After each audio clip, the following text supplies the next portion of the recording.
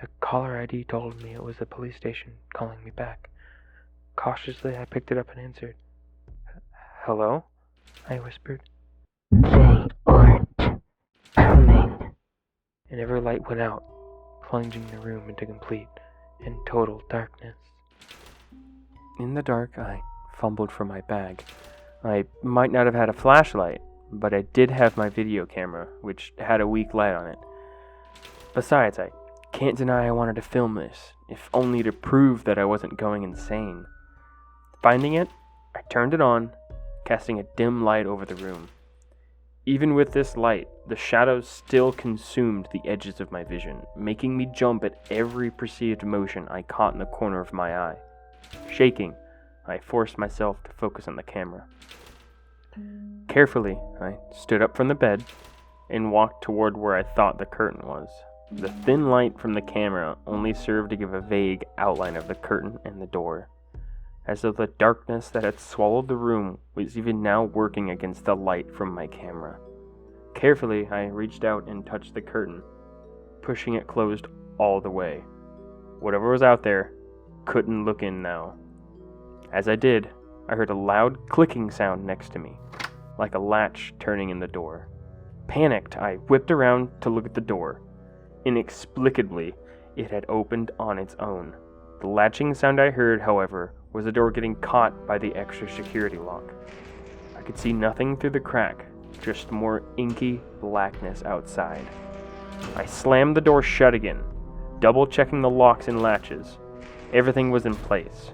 I breathed a sigh of relief. That's when I heard it. A sort of scuttling sound coming from the back of my room, somewhere in the direction of the bathroom. Cautiously, I moved slowly toward the noise, trying to keep my hands from shaking too badly. I knew whatever footage I got was going to be a mess of wobbly camera, but my videographer skills weren't exactly my top priority at the moment.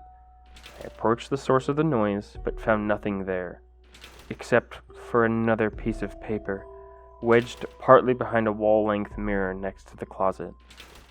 I fumbled to open the folded-up scrap, trying not to tear it in my haste. When I finally got it open, there were only 2 words. Turn around. I was not about to do anything of the sort. Trembling, I slowly looked up at the mirror, while pointing my camera behind me at the same time. To my horror, the light from the camera illuminated a faint silhouette of something behind me. All I could make out was a vague form, no taller than the height of the bed, and it was moving toward me. I broke out of my paralysis and dove into the bathroom, slamming the door behind me. Quietly sobbing, I leaned against the door and slowly slid down until I was sitting on the cracked tiles. The door firmly closed and locked behind me. Whatever it was, scrabbled a bit at the bottom of the door. Then came the whisper. Let me in. I'm out here in the dark. Let me in. Go away! I screamed. The voice stopped abruptly. I shivered and let out a breath that I had been holding in tightly.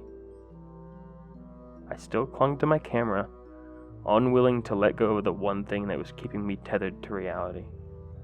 I sat there until the rays of early sunlight began peeking under the door, and I knew it was safe. Carefully, I cracked open the door and peeked around. The coast was clear. In a rush, I grabbed all of my luggage and raced out the door. The hotel manager looked at me kind of oddly, but I wasn't going back in that room.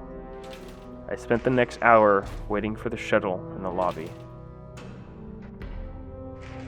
The flight to my aunt's house was short and uneventful. I spent the night running over what had happened over and over in my mind. Could it have been a prank? Who could have done that? It doesn't matter. It was over. I was out of that insane place, on my way to family and friends. I tried to put the whole thing behind me and just enjoy the ride. I've always loved flying. Watching the world fall away behind me is one of the most incredible feelings. The patterns beneath you, the rivers and ponds and winding roads, spotted here and there with cottony clouds shadowing the land. This time, however, I just couldn't enjoy the scenery. I was too on edge from the previous night's events.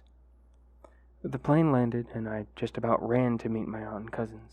Finally, I could start my vacation and get back to our normal state of mind. I hugged my aunt and little cousins so tight, just to be sure they were real. We all laughed and packed up the car with my luggage to head home. I didn't tell them about the motel. That night, my aunt made my favorite, pan-seared seaman dripping with lemon and butter. Since she lives so close to the beach, it was fresh from the day's catch. I don't think I've ever had anything so sweet and fresh. Sitting here with my family, I could almost laugh off the events of the night before. Almost. Silence descended upon the house as night fell upon us, bringing with it a thick fog.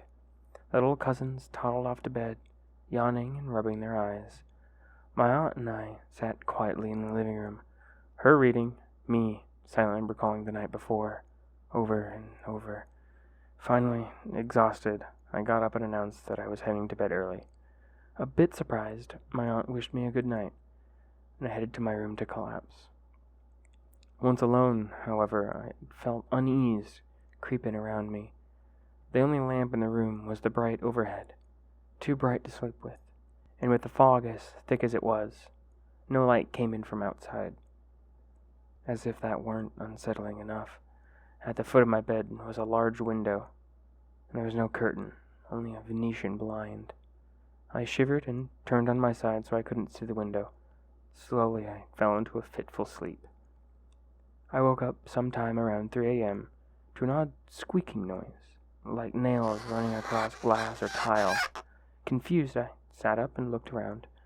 Blinking, my eyes slowly adjusted to the darkness. Still, I could see nothing that could be making a noise. In fact, it seemed to be coming from somewhere outside. My heart rate quickened as I stood up and approached my bedroom window with apprehension. With shaking fingers, I reached for the pull to open the blinds. I yanked down with one swift tug, and the blinds flew open. Nothing. I let out the breath that I had been holding in a rush. I had only imagined it. Or had I? As I glanced down, I noticed the long, slightly smudged mark near the bottom of the window, as though some grubby hand or paw had run across the glass, looking for a way in. I dropped the blinds, dashed back to bed, and pulled the covers over my head, desperate for some sleep. It seemed impossible that I'd ever get back to sleep after that, but eventually I drifted off, dreaming of strange noises and small, scuttling creatures hiding just at the edge of my vision. I woke up in the late morning, head wreathed in fog from a restless night. My phone was buzzing next to me. Squinting, I glanced at it to see that I had 5 unread messages, all from my aunt. I shook my head, not wanting to bother with it at the moment, and fell back against the lumpy pillow. Something was wrong. My eyes flew open and I sat up. No, even without glasses or context, I could tell I wasn't in my room at my aunt's house. But no, it couldn't be. It was. No, I was. I was back in the motel room from the night before. I tried to scream, but only a choked cry escaped my lips. I looked back at my phone. Every message from my aunt was a variation on, "Where are you?" Still in my pajamas, I ran to the door, threw it open, and dashed to the office. In a panic, I ran in and immediately started begging the manager for help. He looked up, startled, not at me, but at the door I had just come through. That door again? I thought I fixed that damn thing. Without a single glance at me, he walked over and shoved the door closed, giving an extra push with his shoulder. He hadn't even seen me. Later, I returned to room 103, numb and confused. As I sat in the bed, I heard the voice one last time. "You're mine now." It taunted. I didn't care. I couldn't even muster up emotion anymore. I've lost count of the days I've spent here by now. I don't think I'm dead, just not quite synced up with the rest of the world. These days, I'm the one leaving the notes, warning travelers not to look out the window. Most of them laugh when they see my scribblings, but I don't worry too much. It's the people that dwell too long on my message that worry me. They're the ones that listen too closely to the voice in the window. They're the ones that might end up like me someday. There's a young couple staying here now. I'm sitting outside now, waiting for them to quiet down and go to sleep. I'm trying not to think of how life was before I ended up here. I mean, I've tried leaving, but I can't get past the parking lot entrance. The only knowledge I get from the outside world now is from my phone. And the occasional news program I watch during what passes for a continental breakfast at this motel. I think the two inside have fallen asleep. Well, he has at least. I'm not worried about him, his girlfriend or fiancé or whatever. I'm concerned for her. She's still up, eyes darting around. I know she saw my note, and she's definitely upset. She's a perfect target. Excuse me now. I'm going to huddle in the closet with my hands over my ears. The voice is going to start soon.